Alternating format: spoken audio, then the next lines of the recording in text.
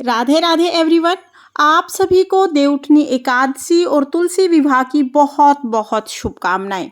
Friends, घर पर ही बहुत आसानी से आप स्वयं तुलसी विवाह कैसे कर सकते हैं, तुलसी विवाह की सभी रस्में स्टेप बाय स्टेप मैं आपको करके दिखाने वाली हूं। तो आज की वीडियो बहुत ज़्यादा महत्वपूर्ण होने वाली है, वीडियो को आप अंत तक जरूर देखना। देवउठनी एकादशी के दिन 4 महीने की योग निद्रा से श्री हरि विष्णु भगवान जागते हैं। फिर श्री हरि विष्णु भगवान का विवाह तुलसी मैया से संपन्न कराया जाता है। देवउठनी एकादशी से लेके कार्तिक पूर्णिमा तक कभी भी आप तुलसी जी का विवाह संपन्न करा सकते हैं। तो आज की वीडियो में हम जानेंगे कि हम स्वयं बहुत सरल तरीके से घर पर ही तुलसी जी का विवाह कैसे कराते हैं। तो चलिए स्टेप बाय स्टेप मैं आपको बताती हूँ। देवउठनी एकादशी के दिन पहले हम देव उठा लेंगे, उसके बाद हमें तुलसी जी का विवाह कराना है। तो विवाह कराने के लिए पहले तुलसी जी का जो गमला है उसके आसपास हम सफाई करके अच्छा सा मंडप बना लेंगे, यानी जगह को साफ करके सजा लेंगे। उसके बाद तुलसी जी को लाल मैंने चुनरी उड़ा दी है। तुलसी जी के गमले को अच्छे से हम सजा लेंगे। आप चाहे तो तुलसी जी को साड़ी भी पहना सकते हैं। बाद हम पटड़ा या चौकी बिछाएंगे, उस पर पीले रंग का आसन हमें शालिग्राम भगवान के लिए देना है। देखिए, तुलसी जी का विवाह शालिग्राम भगवान से कराया जाता है। विष्णु भगवान के स्वरूप हैं शालिग्राम भगवान, लेकिन अगर आपके पास शालिग्राम नहीं है तो आप किसी मंदिर से मंगवा सकते हैं, या फिर आप विष्णु भगवान की फोटो या प्रतिमा विराजमान कर सकते हैं। तो शालिग्राम भगवान से आप तुलसी जी का विवाह करा सकते हैं। शालिग्राम भगवान नहीं है तो आप विष्णु भगवान की फोटो या मूर्ति ले सकते हैं, या आप लड्डू गोपाल जी को भी विराजमान कर सकते हैं। लड्डू गोपाल जी भी भगवान विष्णु का स्वरूप है, तो उनसे भी आप तुलसी जी का विवाह करा सकते हैं। मेरे पास शालिग्राम भगवान है तो मैंने शालिग्राम भगवान को विराजमान कर दिया है।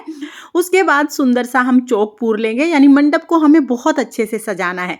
अगर आपके पास गन्ने हैं तो आप गन्ने से मंडप बनाइए, केले के वृक्ष हैं तो केले के वृक्ष से आप सजाइए, केले के पत्तों से सजाइए। मैंने यहाँ पर देखिए आटे से चौक पूर लिया है। चौकपुर के बीच में मैंने यहाँ पर स्वास्तिक बना दिया है। आप स्वास्तिक बना सकते हैं या कोई रंगोली भी बना सकते हैं। तो सुंदर सा हमने मंडप सजाया है। उसके बाद हम थोड़े से फूलों का आसन देकर यहाँ पर गणेश जी को विराजमान करेंगे, क्योंकि विवाह की रस्म है, गणेश जी को हमें जरूर विराजमान करना है। थोड़े से तिल रखकर उसके ऊपर कलश की स्थापना करेंगे। विवाह में कलश स्थापना करना अनिवार्य होता है, तो हमें कलश ले लेंगे, उसको जल से भर लेंगे। उसके अंदर एक सिक्का, सुपारी, हल्दी, लौंग, इलायची हम डालेंगे। 5 आम के पत्ते हमें लगाने हैं, पत्तों पर आप तिलक कर लीजिएगा। तो 5 पल्लव हम कलश में सजा देंगे। आप तांबे का, पीतल का या मिट्टी का कलश ले सकते हैं। इसके ऊपर हमने नारियल रख दिया है, तो नारियल को तिलक कर लें और आप कलावा बांध दें। सीधा हमें नारियल रखना है, नारियल का मुख ऊपर की तरफ करना है। यहाँ पर श्री कलश की स्थापना की है। आप चाहें तो आप दीप कलश की भी स्थापना कर सकते हैं, यानी कलश के ऊपर आप चाहें तो आप दीपक भी रख सकते हैं। तो यहाँ पर हमने कलश की स्थापना करके सभी देवी देवताओं को विवाह में आमंत्रित कर लिया है। सभी देवी देवताओं को विवाह में आने के लिए हम प्रार्थना करेंगे। इसके बाद जल के छींटे लगाकर हम शुद्धिकरण कर लेंगे। फिर हम दिया जलाएंगे। विवाह में अग्नि प्रज्वलित करना जरूरी होता है, तो अग्नि के रूप में यहाँ पर हम देसी घी का दिया जला लेंगे। अब हम विवाह की रस्म शुरू करेंगे। तो विवाह की रस्म में सबसे पहले हमें हल्दी की रस्म करनी होती है। तो देखिए यहाँ पर मैंने थोड़ी हल्दी ले ली है, उसमें हम थोड़ा सा दूध डाल लेंगे, और कच्चा दूध हमें डालना है। इसमें थोड़ा सा आप जल भी डाल सकते हैं। अच्छे से हम उपटन बना लेंगे। अब हमें ये उपटन लगाना है तुलसी जी को। तो पहले जो भी चीज़ चढ़ाएंगे वो गणेश जी को हम समर्पित करेंगे, उसके बाद हम दूल्हा दुल्हन को लगाएंगे। तो यहाँ पर हम शालिग्राम भगवान को हल्दी लगा देंगे। 5 बार शालिग्राम भगवान को हमें हल्दी लगानी है, और फिर हम तुलसी जी को हल्दी लगाएंगे। जैसे विवाह में हम लड़की को हल्दी का उपटन लगाते हैं, ठीक उसी भाव से हमें तुलसी जी को हमें हल्दी लगानी है। और देखिए, तुलसी विवाह करना बहुत ही शुभ माना जाता है। जिनके कन्या नहीं है उनके लिए तो तुलसी विवाह करना अनिवार्य हो जाता है। तो आप भी तुलसी विवाह जरूर जरूर करें। और उपटन लगाने के बाद फिर भाव रूप में जल के छींटे लगाकर हम स्नान करा देंगे, क्योंकि उपटन के बाद स्नान जरूरी होता है। अब हम गणेश जी को वस्त्र स्वरूप कलावा समर्पित करेंगे, जनेऊ हम समर्पित कर देंगे, और साथ में ही शालिग्राम भगवान को भी हम वस्त्र स्वरूप कलावा और जनेऊ समर्पित कर देंगे। इसके बाद तुलसी जी को हमें चुनरी उड़ानी है। वैसे तो एक चुनरी देखिए हमने गमले को पहले से ही उड़ा दी है, फिर भी अगर आपके पास दूसरी चुनरी है तो आप जरूर उड़ाएं, नहीं है तो एक चुनरी भी आप उड़ा सकते हैं। तो लाल रंग की चुनरी हमें तुलसी जी को उड़ानी है। उसके बाद हम सभी को रोली से तिलक करेंगे। तो यहाँ पर गणेश जी को, शालिग्राम भगवान को हम रोली से तिलक करेंगे, तुलसी जी को हम रोली से तिलक करेंगे। उसके बाद हमें तुलसी जी को मेहंदी लगानी है। तो आप चाहें तो पाउडर वाली मेहंदी लेके घोल के आप लगा सकते हैं, या नई कीप आप ला सकते हैं। थोड़ी सी मेहंदी हम शालिग्राम भगवान को लगाएंगे, उसके बाद हम तुलसी जी को मेहंदी लगा देंगे। विवाह में जो श्रृंगार किए जाते हैं वो सभी श्रृंगार श्रृंगार हम तुलसी जी के करेंगे। लाल रंग की चूड़ी हम तुलसी जी को पहनाएंगे क्योंकि विवाह में लाल रंग बहुत ही ज़्यादा शुभ माना जाता है। तो यहाँ पर तुलसी जी को हम चूड़ियाँ पहना देंगे। आप तुलसी जी को काजल लगा सकते हैं, महावर लगा सकते हैं, पूरे 16 श्रृंगार आप तुलसी जी के कर सकते हैं। साथ में इस श्रृंगार का जो भी सामान है वो तुलसी जी से स्पर्श करा के हम पास में ही रख देंगे। तो पूरे 16 श्रृंगार आप तुलसी जी को समर्पित करें। इसके साथ ही जो भी दान दक्षिणा आप देना चाहते हैं, तो शालिग्राम भगवान के कपड़े, तुलसी जी के कपड़े, ये हम तुलसी जी को स्पर्श करा के साथ में ही रख देंगे। और 5 हम यहाँ पर बर्तन रखेंगे। 5 बर्तन जरूरी है, इससे ज़्यादा आप कितने भी ले सकते हैं। तो जो भी आपका सामर्थ्य है उस हिसाब से दान दक्षिणा जैसे बेटी को दिया जाता है उस हिसाब से आप दे सकते हैं। तो सारी चीज़ें तुलसी जी को समर्पित करके और फिर हम पास में ही रख देंगे। इसके बाद हम फूल समर्पित करेंगे। तो गणेश जी को आप लाल रंग का फूल समर्पित करें। भगवान विष्णु के स्वरूप शालिग्राम भगवान को पीले रंग का फूल समर्पित करें। फिर हम जयमाला कराएंगे। तो यहाँ पर देखिए 2 फूलों की माला हमें लेनी है। विष्णु भगवान से स्पर्श करा के ये माला हम तुलसी जी को पहनाएंगे और तुलसी जी से स्पर्श करा के ये माला हम विष्णु भगवान को पहना देंगे। इस तरह से जयमाला की जो रस्म है वो पूर्ण कराई जाएगी। तो यहाँ पर जयमाला हो चुकी है। अब देखिए जयमाला होने के बाद फिर हम गठबंधन करते हैं। तो गठबंधन के लिए हमने तुलसी जी की चुनरी ली है और एक पीले रंग का कपड़ा हमने ले लिया है। तो देखिए तुलसी जी की जो चुनरी है, इसी से जो पटका हमने लिया है, पीले रंग का जो कपड़ा लिया है, उसको इस तरह से तुलसी जी की चुनरी के ऊपर रखेंगे। इसमें हम सिक्का ले लेंगे, कुछ रुपए हम लेंगे और हल्दी की गांठ हमें इसके बीच में बांधनी है और दोनों कपड़ों को एक करते हुए हमें बांध देना है। तो यहाँ पर देखिए गठबंधन का कोई गीत आप गा सकते हैं, कोई मंत्र आता है तो वो आप गा सकते हैं, या ओम नमो भगवते वासुदेवाय नमः का जाप करते हुए भी आप गठबंधन कर सकते हैं। ऐसे गठबंधन करके ये चुनरी हम तुलसी जी को उड़ा देंगे और जो पटका हमने लिया है, पीले रंग का जो कपड़ा लिया है, वो शालिग्राम भगवान को हम उड़ा देंगे। तो शालिग्राम भगवान के चारों तरफ इस तरह से हम ये पटका उड़ा देंगे। इस तरह से गठबंधन हो जाएगा। इसके बाद आप अपने हाथों में नारियल लेके 7 बार फेरों की रस्म करा सकते हैं। सांकेतिक रूप में फेरे करा सकते हैं। तो आप चाहें तो आप नारियल हाथ में लेके फेरे करा सकते हैं, या फिर शालिग्राम भगवान को कोई भी पुरुष अपने हाथ में ले लेते हैं और तुलसी जी के 7 बार परिक्रमा करते हैं। तो इस तरह से फेरे हो जाते हैं। तो आप फेरे इस तरह से करा सकते हैं। फेरों के बाद फिर आप चाहें तो तुलसी जी का स्थान आप बदल सकते हैं। जिधर हमने कलश की स्थापना की है, इधर की तरफ फिर आप तुलसी जी आ जाएंगे, यानी जिस स्थान पर अभी है ना, उससे दूसरी तरफ तुलसी जी विराजमान हो जाएंगी। तो इस तरह से हमें फेरे कराने हैं। अब देखिए फेरे कराने के बाद फिर हमें सिंदूर दान कराना है। तो सिंदूर दान के लिए हम क्या करेंगे, कोई भी सिक्का आप ले सकते हैं। आप चाहें तो आप चांदी का सिक्का ले सकते हैं, चांदी की अंगूठी ले सकते हैं, या नॉर्मल सिक्का आप ले सकते हैं। इसमें हम सिंदूर लगाएंगे।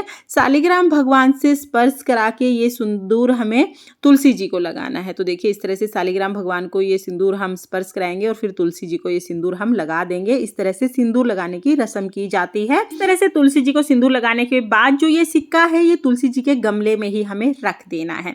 तो इस तरह से सिंदूर लगा दिया जाएगा। अब हमें भोग समर्पित करना है। तो विवाह के बाद भोग समर्पित करते हैं। भोग में सबसे पहले दूल्हे को पान समर्पित किया जाता है। तो आपके पास मीठा पान है तो मीठा पान समर्पित कीजिए, नहीं तो पान के पत्ते पर लौंग, इलायची, पतासा, सुपारी रख के समर्पित कर सकते हैं। गणेश जी को हम अलग से भोग समर्पित करेंगे क्योंकि गणेश जी के भोग में तुलसी नहीं रखते हैं। हम शालिग्राम भगवान को, तुलसी जी को भोग समर्पित करेंगे। तो मिठाइयों का भोग आप जरूर लगाएं क्योंकि विवाह है, विवाह में मिठाइयों का भोग जरूर लगाया जाता है। घर में भी आप अच्छे अच्छे पकवान बनाएं। आप ड्राई फ्रूट्स का भोग लगाएं। तो पंच मेवे का भोग मैंने यहाँ पर लगा दिया है, तिल का भोग लगा दिया है। उसके बाद 5 तरह के फल आप जरूर समर्पित करें। तो जो भी ऋतु फल हैं वो आपको जरूर समर्पित करने हैं, और हो सके तो आंवला आप जरूर लीजिएगा क्योंकि कार्तिक में आंवले का भोग जरूर समर्पित करना चाहिए। तो 5 प्रकार के हमने फल समर्पित कर दिए हैं। उसके बाद हम जल समर्पित कर देंगे। बिल्कुल बेटी की शादी का भाव रखते हुए हमें तुलसी जी की शादी करानी है। उसके बाद दान दक्षिणा के लिए आप कुछ रुपए जरूर दक्षिणा के रूप में निकाल दीजिएगा, और फिर हमें अपने हाथों में थोड़े से फूल और थोड़े तिल लेकर यहाँ पर तुलसी विवाह की कथा सुननी है। तुलसी विवाह की कथा सुनने के बाद हाथ में जो हमने फूल लिए हैं और जो तिल लिए हैं वो हम यहाँ पर शालिग्राम भगवान को समर्पित कर देंगे। उसके बाद हम धूप दीप दिखाएंगे। तुलसी जी के विवाह में आप विवाह के गीत गा सकते हैं, तुलसी जी के गीत गा सकते हैं, और फिर हमें आरती करनी है। तो यहाँ पर कपूर से हम आरती कर रहे हैं। आप चाहें तो जो दिया आपने जलाया है उससे भी आप आरती कर सकते हैं। बहुत ही प्रेम पूर्वक पहले गणेश जी की आरती करेंगे, उसके बाद हम तुलसी जी की, भगवान विष्णु की आरती करेंगे। आप यहाँ पर ओम जय जगदीश हरे की महा आरती भी गा सकते हैं। आरती करने के बाद हाथ जोड़कर तुलसी मैया से, भगवान शालिग्राम जी से, श्री हरि विष्णु भगवान से विवाह में रही कमियों के लिए हम क्षमा याचना करेंगे और अपनी मनोकामनाओं को पूर्ण करने के लिए भगवान से प्रार्थना करेंगे। तो इस तरह से हमें विवाह संपन्न कराना है। तुलसी जी का विवाह संपन्न कराने के बाद फिर हमें परिक्रमा करनी है। तो आप 5, 7, 9, 11, 21, 51 जितनी हो सके उतनी आप परिक्रमा जरूर करें। आप चाहें तो आप कोई ड्राई फ्रूट या कोई खाने की टॉफी या कोई और चीज लेकर परिक्रमा कर सकते हैं, या आप हाथ जोड़कर तुलसी जी, शालिग्राम भगवान, श्री हरि विष्णु भगवान की परिक्रमा करें। ओम नमो भगवते वासुदेवाय नमः बोलते हुए हमें परिक्रमा करनी है और इस तरह से तुलसी जी का विवाह संपन्न हो जाएगा। फ्रेंड्स, तुलसी जी का विवाह कराना बहुत ही पुण्यकारी माना जाता है, तो आप भी तुलसी जी का विवाह हो सके तो जरूर कराएं। और नई तुलसी लेनी होती है हमें तुलसी विवाह कराने के लिए। जिस तुलसी जी का विवाह आप करा चुके हैं पहले, उसका विवाह नहीं कराना होता है, नई तुलसी जी हमें लेनी होती हैं। और तुलसी विवाह के बाद अगर शालिग्राम जी आपके घर के ही हैं तो तुलसी जी आपके घर में ही रहेंगी। जितना भी सामान दान दक्षिणा आपने चढ़ाया है वो आप किसी भी लड़की के विवाह में दान के रूप में दे सकते हैं।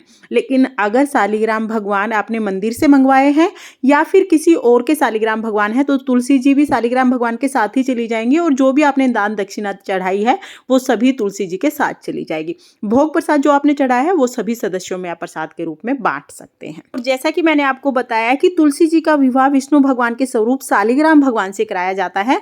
लेकिन अगर आपके पास शालिग्राम भगवान नहीं है तो आप मंदिर से मंगवा सकते हैं, या आस पड़ोस में किसी और के पास शालिग्राम भगवान है उनसे ले सकते हैं, या फिर आप चाहें तो भगवान विष्णु की फोटो या प्रतिमा, जो भी आपके पास स्वरूप है भगवान विष्णु का, उनसे तुलसी जी का विवाह करा सकते हैं। लड्डू गोपाल जी भी भगवान विष्णु का ही स्वरूप है, तो लड्डू गोपाल जी से भी आप तुलसी जी का विवाह संपन्न करा सकते हैं।